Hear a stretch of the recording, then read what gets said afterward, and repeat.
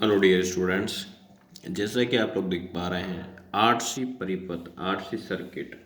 यदि हम इसमें देखें तो आरसी सर्किट के अंदर हम इस प्रकार का डायग्राम बनाएंगे। जैसे सबसे पहले हम एक रेजिस्टेंस ले लेते हैं, फिर हम लेंगे एक कैपेसिटर, उसके साथ हम एक प्रत्यावर्ती धारा को ऐड करेंगे, प्रत्यावर्ती सोर्स को, जिसको हम यहाँ पे कहेंगे वी ऑफ कैपिटल आर और यहाँ पे कहेंगे वी ऑफ सी। और यहाँ है कैपिटल आर और यहाँ है डियर स्टूडेंट्स सी है। क्या है यहाँ पे? सी।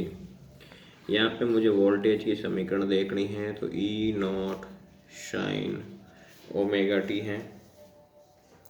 और डियर स्टूडेंट, जैसा कि आप लोगों ने उस समय देखा कि जो वी एल था आर एल परिपथ के अंदर, आर एल सर्किट के अंदर, तो वो ऊपर की साइड था, वाई डायरेक्शन की साइड था। अब इस सी को हम डाउनवर्ड डायरेक्शन के अंदर लेंगे, जिस प्रकार आप लोग ग्राफ में देखेंगे यहाँ पे इस प्रकार। तो ये जो डायरेक्शन है वो वीसी रहेगी और ये रहेगा ओ और ये रहेगा यहाँ पे वी ऑफ कैपिटल आर। और इसी कटान बिंदु से क्या है यहाँ पे ई है, इसको हम ए कहेंगे इसे। ये हो गया हमारा वीसी और ये है हमारा वी आर, जहाँ से करंट ऐसे, और ये आ गया एंगल हमारा फाई। यहाँ तक मेरे किसी मित्र को दिक्कत नहीं होनी चाहिए, बिल्कुल नहीं होनी चाहिए। देख पा रहे हो डायग्राम? ठीक है। अब इसके बाद डियर स्टूडेंट्स हम क्या बात करेंगे, हम लेंगे ट्रायंगल ओ ए और साथ में लेंगे कौन सा यहाँ पे बी। ये बी ले लेंगे, यहाँ पे बी कंसिडर करें यहाँ पे, ठीक है। अब इसके बाद यदि हम देखें ट्रायंगल ओ ए बी में यदि मैं पाइथागोरस लगाता हूँ, क्या लगाता हूँ यहाँ पे? Pythagoras theorem. यदि हम पाइथागोरस थ्योरम की बात करें इसके अंदर, किसकी बात करें डियर स्टूडेंट्स? पाइथागोरस थ्योरम की। तो उसके अकॉर्डिंग देखें तो E square is equal to V square capital R plus V square C. V of capital R को मैं क्या लिख सकता हूँ? I capital R. और वी ऑफ सी को मैं क्या लिख सकता हूँ? I X C. तो मैं यहाँ पुट करूँगा, तो पुट करने पर क्या मिलेगा?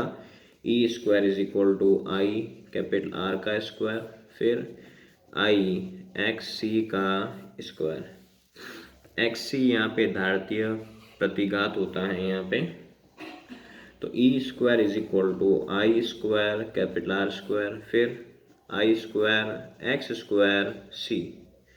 इसके बाद में यहाँ से आई स्क्वायर बाहर लो आप, R square plus X square C. कोई दिक्कत है क्या? यहाँ पे नहीं होनी चाहिए। मुझे यहाँ से पर्टिकुलर वे से आई निकालना हो तो कैसे निकालेंगे? E square upon R square plus X square C. ये स्क्वायर में है, रूट में डाल दे इसको, तो E square upon R square plus X square C. Done. अब इसको यहाँ से हटा देंगे तो क्या आ जाएगा? E upon root R square plus X square C. यहाँ तक मेरे किसी मित्र को दिक्कत नहीं होनी चाहिए। मान लो इसको यदि मैं दार्शनिक इंस्टेंटेनियस फॉर्म में कन्वर्ट करूँ तो कैसे करूँगा? I naught is equal to E naught upon root R square plus X square C. यहाँ तक मेरे किसी मित्र को दिक्कत नहीं होनी चाहिए। अब इसी के बाद इस एक्स सी की जगह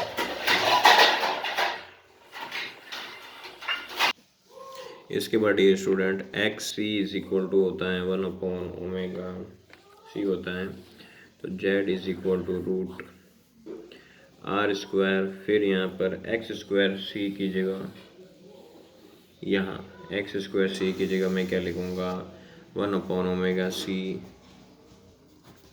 का स्क्वायर लूँगा यहाँ पे, तो Z is equal to root R square plus 1 upon 2 pi F C square.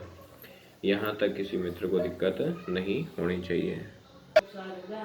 इसके बाद डियर स्टूडेंट्स, ये तो हमारी प्रतिबाधा निकल गई। यहाँ पे मुझे धारा की समीकरण चाहिए। क्या चाहिए? धारा की समीकरण। तो धारा की समीकरण क्या होती है? I is equal to I naught sine omega T plus phi.